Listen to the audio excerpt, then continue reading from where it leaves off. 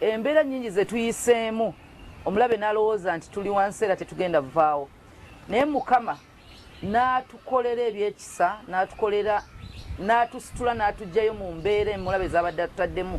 Eyo y'emu ku nsonga gy'osobola okumwebaliza bw'otunula gy'akujje.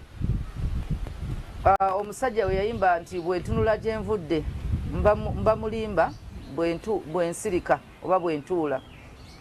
So waliwo gy'ovudde nga nawe bw'otunulayo oba mulimba obuteebaza. Omulabe gye yali akutadde mu rejection kati oli accepted by people, by everyone.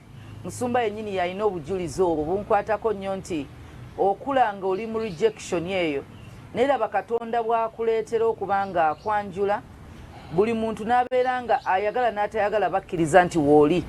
Bayinza okuba nga tebakkiriza nti nno kale Katonda yakusita, naye bakkiriza nti wooli. Bw'otuuka mu kifo ne bakkiriza nti wooli. So twebaza Mukama nti wabaddewo triumph ku ezo trials z'obaddemu oba ebintu byonna by'oyiseemu, naye Mukama n'akuwanguza.